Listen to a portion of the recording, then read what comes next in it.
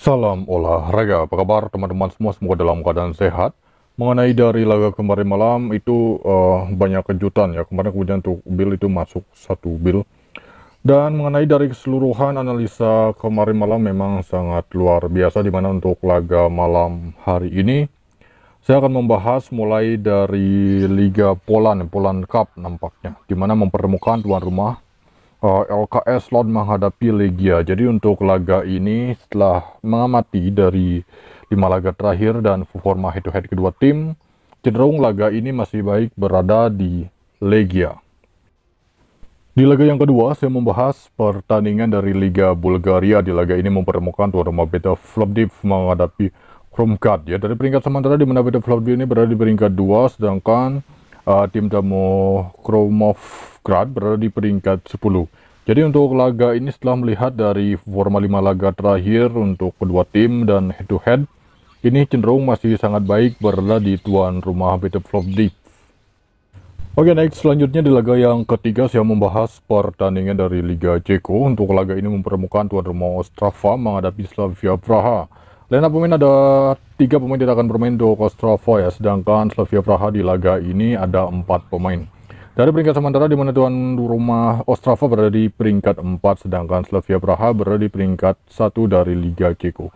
Jadi untuk laga ini menurut versi saya sendiri, tim masih sangat baik berada di tim tamu Slavia Praha. Oke, di laga yang keempat saya membahas pertandingan tuan rumah Shakhtar Donetsk menghadapi Ворскла Poltava.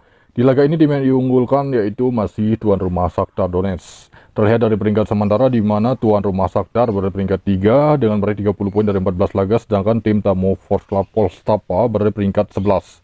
Jadi untuk laga ini menurut versi saya sendiri setelah mempertimbangkan ini sangat baik masih berada di tuan rumah Shakhtar. Kemudian memasuki laga yang kelima, saya membahas pertandingan tuan rumah Anderlecht menghadapi Westerlo dari Belgia Cup. Line up pemain tidak begitu terlihat jelas sih untuk laga ini. Terlihat dari head-to-head kedua tim sudah sempat bertemu pada bulan 9 di mana pada waktu itu imbang. Jadi untuk laga ini peluang Anderlecht sangat besar untuk bisa meraih kemenangan di kandang, jadi cenderung masih baik berada di tuan rumah Anderlecht. Memasuki laga yang ke-6, kita membahas pertandingan dari Liga Swiss. Di laga ini mempertemukan tuan rumah Bellinzona menghadapi Segalenz ya. Terlihat dari head-to-head terakhir kedua tim sudah sempat bertemu pada tahun 2013 di mana pada waktu itu berakhir dengan skor imbang. Jadi untuk laga ini menurut versi saya sendiri, ini masih sangat kuat berada di tim tamu SC Galenz. Memasuki laga yang ke-7, kita membahas pertandingan dari Coppa Italia mempertemukan tuan rumah Lazio menghadapi Napoli.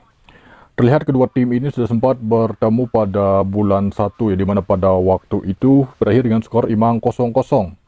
Sedangkan dari Serie A Italia masih kuat di Napoli, tetapi untuk kali ini cenderung masih baik berada di tuan rumah Lazio. Selanjutnya di Liga Portugal, di laga ke-8 kita membahas pertandingan tuan rumah Moreirense menghadapi Sporting Lisbon. Dan pemain untuk Moreirense di laga ini ada 3 pemain mereka tidak akan bermain, sedangkan Sporting Lisbon di laga ini hanya 2 pemain saja. Dari peringkat sementara di mana tuan rumah Moreirense berada di peringkat 8, sedangkan Sporting Lisbon berada di puncak klasemen dari Liga Portugal. Untuk laga ini cenderung masih sangat baik berada di tim tamu Sporting Lisbon. Selanjutnya di laga ke-9 kita pergi ke Liga Premier Inggris. Untuk laga ini mempertemukan tuan rumah Bournemouth menghadapi Tottenham.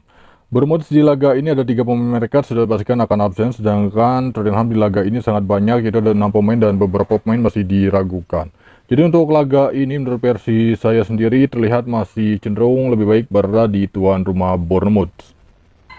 Oke, next berikutnya memasuki laga ke-10. Di laga ini kita membahas pertandingan tuan rumah Fulham menghadapi Brighton. Tim yang diunggulkan untuk saat ini itu nampaknya Fulham ya. Line up pemain untuk Fulham di laga ini ada 5 pemain mereka tidak akan bermain, sedangkan Brighton di laga ini ada 3 pemain.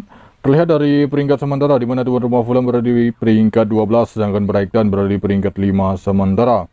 Jadi untuk laga ini setelah mempertimbangkan dari performa 5 laga terakhir dan head-to-head menurut versi saya sendiri di laga ini bisa imbang ya untuk laga Brighton menghadapi Fulham. Oke, baik, itu dia mengenai dari 10 laga untuk malam hari ini. Kemudian untuk Bill News info di grup. Terima kasih, selamat pagi, siang, sore, salam olahraga.